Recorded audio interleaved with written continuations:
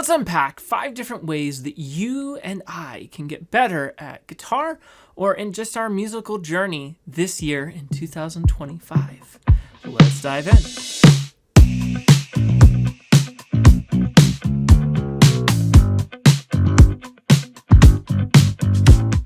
The first way that we can improve this year in 2025 is if we could quit making excuses. As a full-time guitar teacher, I've taught over 1,700 students in the last 7 years. And one of the things that I see over and over, and honestly in myself all the time, is a tendency to make excuses. We don't have time. We've got too much on our plate. We've got family, we've got work, we've got so many responsibilities that, make us neglect our music time, both to practice and improve and to hone our craft.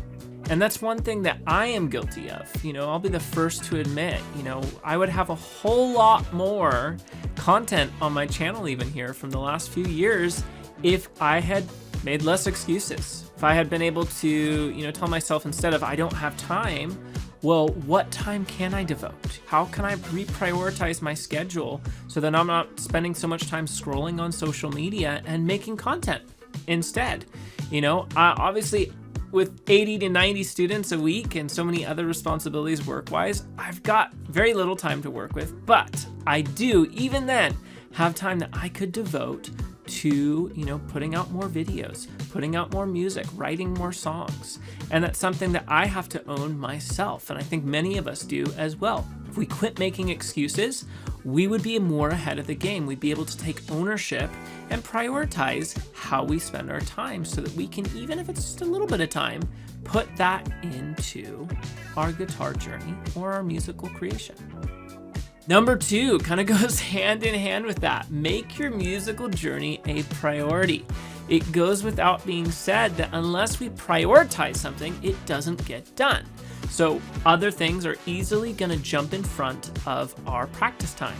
And so it's so important, I found, for both myself and something that I tell students every day is put the time into not just practicing, but setting up a practice routine. Meaning going into your phone, pulling out your smartphone, and literally setting some alarms and some notifications in your phone to remind you to practice. So incredibly important because, again, if it's not on the calendar, it doesn't happen, right? And so I have literally alarms in my phone kind of going out all day, for different various things that I need to do that help, just keep me on task and help remind me the different things that I need to do in my day-to-day. So I think that can be something that's incredibly powerful. You always have your phone on you, so there's no excuses even in that. You can set those alarms, you can set those timers, you can put that into your calendar so that you can actually improve because you set it as a priority. The third important key that we need to live by this year to improve our skills in music is the mindset of practicing smarter rather than harder, okay? I'll start with even just an analogy of some of my guitar students. When we're working through chord transitions, one of the big things that I talk about with students is order of operations, okay? Really simply put, what finger needs to move in what time and what order, okay? How does that transition happen? Getting granular, break it down, so that you can kind of see where you need to go from and where you need to go to and looking at the context around you. So really working on efficiency here rather than spending countless time noodling. Sometimes this means for so many of us, I myself have a tendency to noodle, and it's something that we need to always remind ourselves, we need to focus on where we're weak and doing the hard things rather than what we're comfortable with. If we were only working on things that are comfortable to us, we're never going to improve. So many people I know, my peers, myself included, again, students of mine, we get into that habitual habit of working with what's comfortable because we know it's familiar and it sounds good, right? Because we have, some form of mastery over it rather than pursuing the areas that we're weak and putting in the reps, putting in the hard work.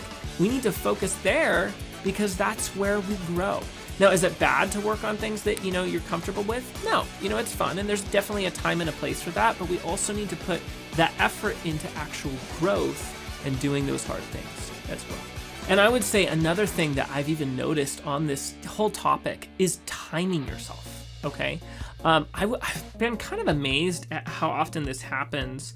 And I knew it was a thing for me even growing up too, but a lot of times, especially on an instrument like guitar, where at first, you're developing calluses, you're learning how to squeeze, how much is too much pressure, how much is too little pressure, all those tactile things, we have a tendency to wear out fairly quickly, right? And we don't know we're doing it. We may think we've been sitting there for 30 minutes when really, it's been like 5 or 10, And I think one of the things that I see, just even like third person as a guitar teacher, is like, my students profess they've been practicing all this time, and then when they're in lessons with me and they're sitting there, they're wearing out their fingers after just 30 to 40 seconds of playing. That to me doesn't spell we've been practicing for X amount of time. It means our, endurance, our stamina just isn't there, meaning we haven't been putting in the reps. And so that's not something to condemn anyone for, but it's an area of growth. I think all of us can admit that we can fall into that trap. So set a timer, literally set it out and time yourself. Have I actually been playing for this amount of time? Visually see it, okay? So very important. Number 4 is invest in yourself. And, obviously time is a huge investment for many of us, but I think there's even little things that we can do. It doesn't have to be expensive, but things that we can do, each and every one of us, to invest in ourselves, whether it's more education, like hiring a coach or someone to just even consult and see where we're at. I do this periodically, as I will hire out people to just kind of assess where I'm at in things. And I try to get so much, advice and input for so many of my peers as well, and those who are better than me, and how I can improve and how I can build myself to the next level. So it doesn't always have to be like something that you pay for. Some people are just willing to just give out advice, constructive kind of feedback is so helpful. It can be so helpful. Okay, but there are monetary things that we can do to upgrade our practice workflow. There are so many different tools and gadgets out there that can really help. When I was growing up, I did it the old-fashioned way. I had a more classical kind of instructor, and he taught me off of straight lead sheets. And, we'd work, through notation and sight reading and then locking it in with the click. And that's one method, but there are so many other methods, right? And so many that I use myself. A couple tools that I'd like to highlight, not to make this a review video or anything, but these are just helpful things that I use in my workflow every day, both on my own and with students.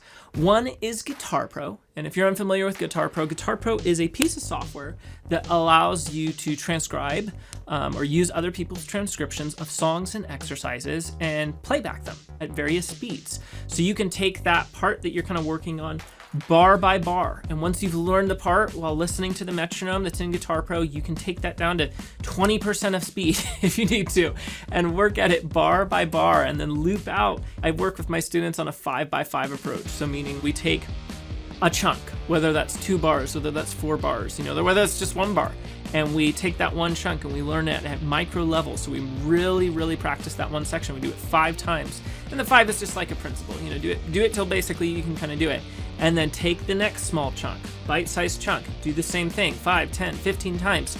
And then put that whole chunk, those 2 different sections that you worked on together, and do that. So you're kind of going through and doing really micro kind of like lens kind of stuff where we're kind of going in very kind of like granular, learning those bite-sized chunks and then learning them individually and putting them together. So zooming out, kind of understanding the fuller picture. Hugely powerful. And there's cool, things like in Guitar Pro, you've got the progressive speed, meaning like it'll start you at 1 tempo and then it'll gradually bump you up in speed automatically as you complete each section, each loop.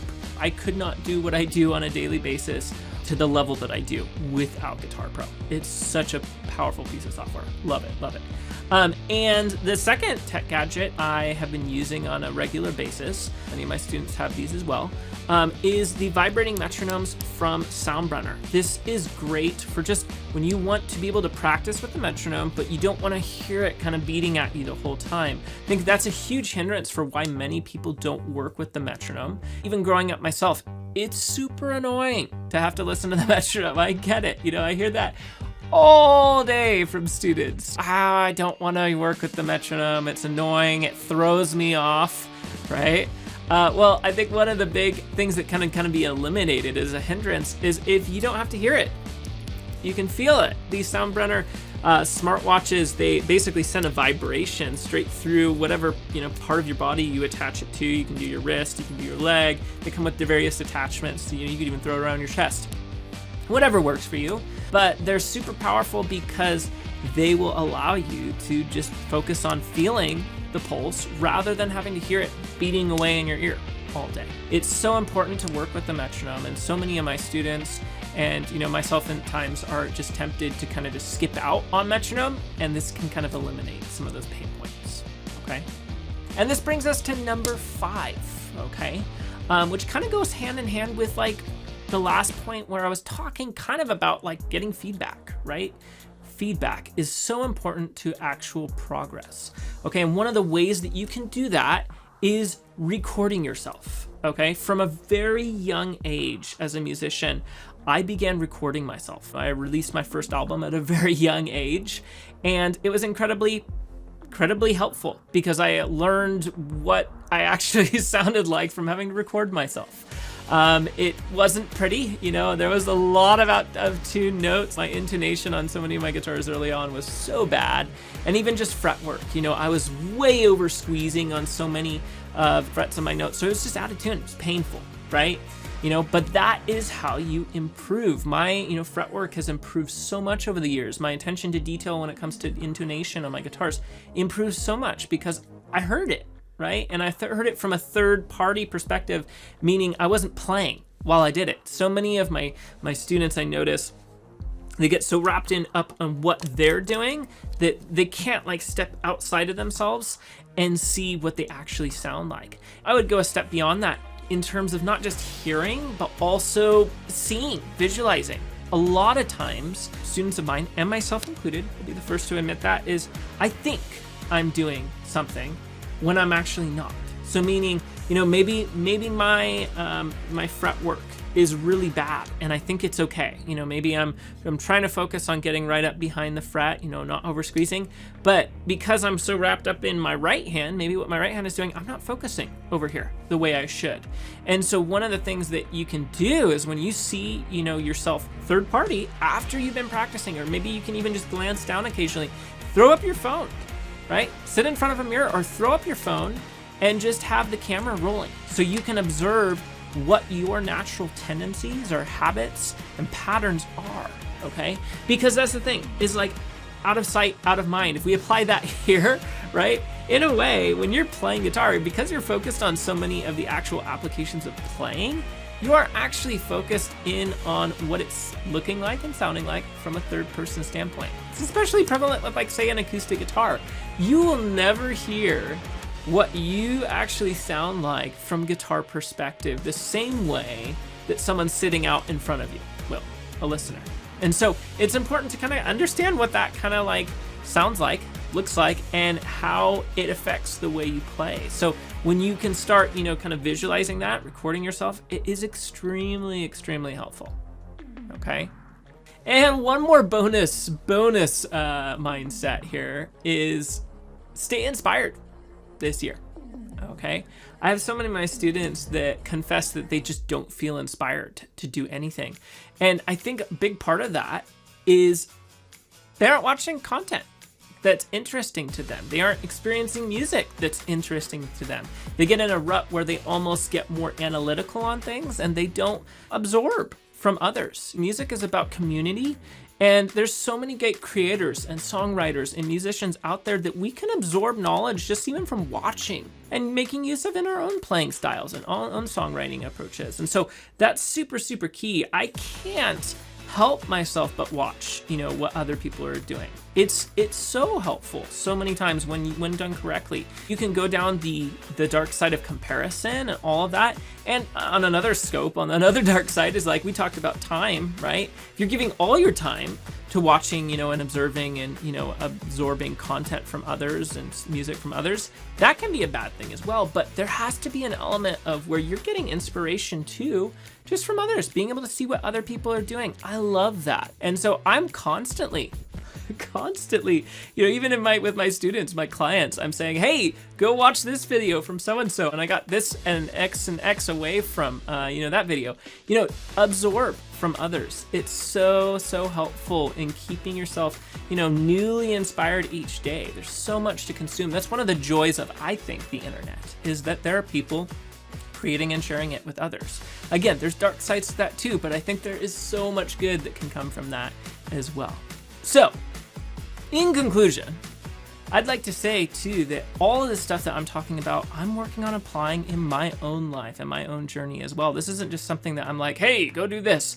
I'm trying to remind myself to go do these same things on a daily basis. It's so important to have also accountability with that. And so I have, my accountability partners that I, always are inspiring me to grow as well. And if you want to be a part of my journey, do hit that subscribe button. I have a lot more channel content kind of coming in the next few months. I've got tons planned because I am done making excuses. I need to put out more content. I enjoy it. I get so much out of it just because it forces me to kind of be accountable to myself of putting out, content as well and improving my craft. And so if you want to be a part of that journey, one of the things that I'm doing this year to actually even challenge myself even further, again, taking the next step, is leaving my comfort zone. If you're unfamiliar with me and my channel, I am based in Spokane, Washington, in the Pacific Northwest, basically right up against the Idaho border. And I have a teaching studio, a guitar teaching studio, where I work with over 80 students every single week. And so that's something that I'm actually leaving behind this year and making a huge move to Music City, Nashville, Tennessee. That's gonna be a huge change and huge shift for me, and it's gonna be a big move. I have a house to sell here. I have a whole music studio, and I've built over the last 8-9 years in this town that I'm leaving behind. But I think it's the big thing that's going to help me grow.